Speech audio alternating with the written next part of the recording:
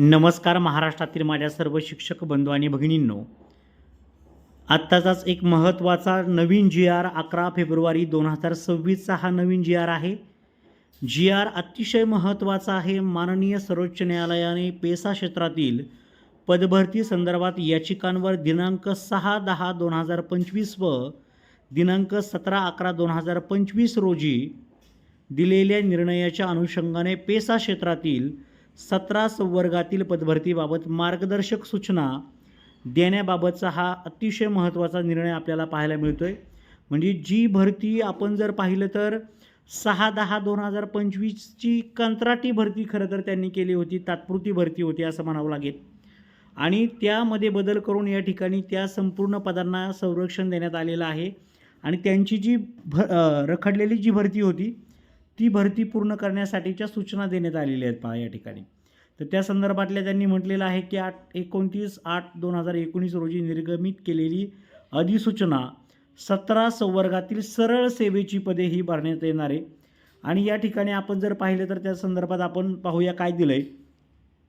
माननीय राज्यपाल महोदयांनी भारताच्या संविधानाच्या 5व्या अनुसूचीच्या परिच्छेद 5च्या उपपरिच्छेद 1 द्वारे प्रदान करण्यात आलेल्या अधिकाराचा वापर करून महाराष्ट्र राज्य जनजाती सल्लागार परिषदेच्या 50व्या बैठकीतील शिफारस क्रमांक 34 नुसार अनुसूचित क्षेत्रातील पेसा अधिसूचित 17 संवर्गातील सरळ सेवेची पदे भरण्याबाबतची अधिसूचना दिनांक 29/8/2019 रोजी निर्गमित केली.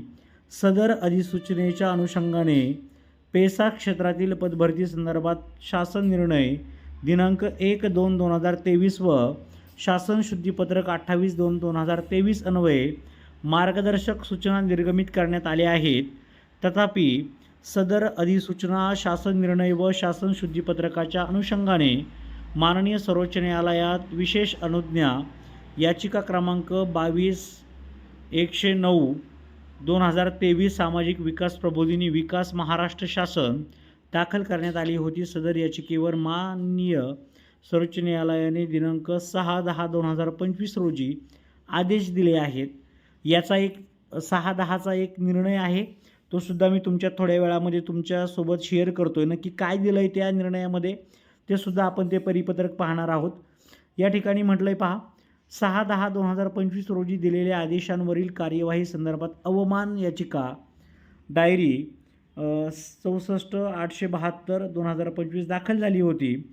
सदर अवमान याचिकेवर माननीय सर्वोच्च न्यायालयाने दिनांक 17/11/2025 रोजी आदेश निर्गमित केले आहे. सदर आदेशाच्या अनुषंगाने पेसा क्षेत्रातील 17 अधिसूचित संवर्गातील पदभरती कशाप्रकारे करण्यात यावी याबाबत निर्णय घेण्याची बाब शासनाच्या विचाराधीन होती. त्या अनुषंगाने शासन खालीलप्रमाणे निर्णय घेत आहे. आता याच्यामध्ये जर पाहिलं तर या संपूर्ण सूचना देण्यात आलेल्या आहेत.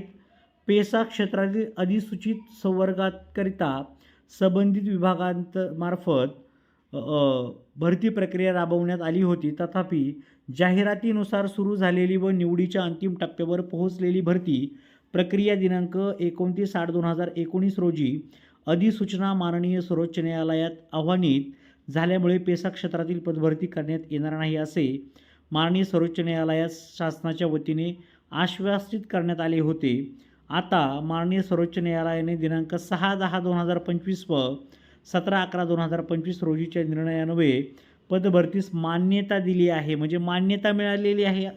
आणि या ठिकाणी जर पाहिलं तर ही कशी होणार आहे भरती, तर आदिवासींसाठी लोकसंख्येच्या 50% पेक्षा अधिक आहे अशा सर्व गावांमध्ये 17 संवर्गातील सरळ सेवेच्या एकूण रिक्त पदांपैकी 50% पदे अनुसूचित जमातीची असतील, म्हणजे STची असतील व उर्वरित 50% पदे खुल्या प्रवर्गातून भरण्यात यावीत. म्हणजे 50%पेक्षा जास्त लोकसंख्या असेल त्या ठिकाणी तर 50% पदे ही आदिवासी लोकांची म्हणजे ST कॅटेगरीच्या उमेदवारांची असणार आहेत, लक्षात ठेवा.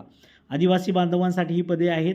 तसेच ज्या गावामध्ये आदिवासींची लोकसंख्या 25 ते 50% दरम्यान आहे अशा 17 संवर्गातील सरळ सेवेच्या एकूण रिक्त पदांपैकी 50% पदे अनुसूचित जमाती प्रवर्गातून भरण्यात यावी व उर्वरित 50% पदे खुल्या प्रवर्गातून भरण्यात यावी. आता याच्यामध्ये काय काय येते पहा.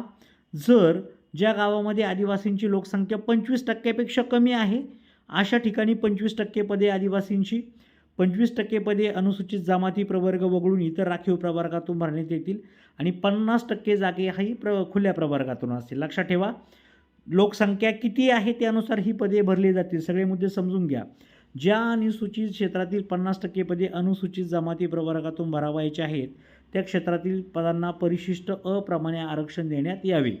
म्हणजे परिशिष्ट अ आणि ब दिलेलं आहे खाली, आपण ते पाहूया. ज्या अधिसूचित क्षेत्रातील 25% अनुसूचित जमाती प्रवर्गातून भरावायचे आहे त्या क्षेत्रातील पदांना परिशिष्ट ब प्रमाणे आरक्षण ठेवण्यात यावे. ज्या अधिसूचनेत 25% पदे अनुसूचित जमाती प्रवर्गातून भरावायचे आहे ते क्षेत्रातील छोट्या संवर्गातील पदांना परिशिष्ट क प्रमाणे करायचे. आता या ठिकाणी दिले पहा, एक मुद्दा 6 नंबरचा मुद्दा अतिशय महत्त्वाचा आहे.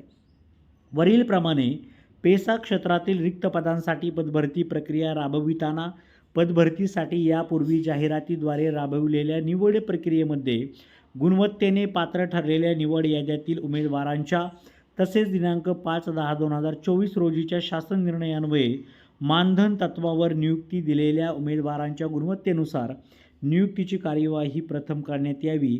त्यानंतर उर्वरित रिक्त पदे भरण्याची कार्यवाही सुरू करण्यात यावी. म्हणजे आधी काय करणार आहेत, जी यादी तयार केलेली होती माझ्या माहितीप्रमाणे जी टेट परीक्षा याच्या आधी झालेली होती त्याच्यामध्ये एक यादी सर्वसाधारण त्या गुणांच्या माध्यमातून केलेली होती आणि त्यांची कंत्राटी पद्धतीने, म्हणजे थोडक्यात आपण म्हणूया या ठिकाणी मानधन तत्व म्हणूया, कंत्राटी म्हणण्यापेक्षा मानधन तत्वावरती त्यांची नेमणूक केली होती. त्यांना आता या ठिकाणी परमनंट करणार आहेत आणि उरलेल्या जागा मग या पुढच्या भरतीमध्ये येणार आहेत, असं याचा अर्थ आपल्याला या ठिकाणी दिसतोय. स्पष्ट त्यांनी म्हटलं नाही आहे पवित्र पोर्टल, पण या ठिकाणी 100% पवित्र पोर्टलचा वापर आहे असं मी म्हणतोय.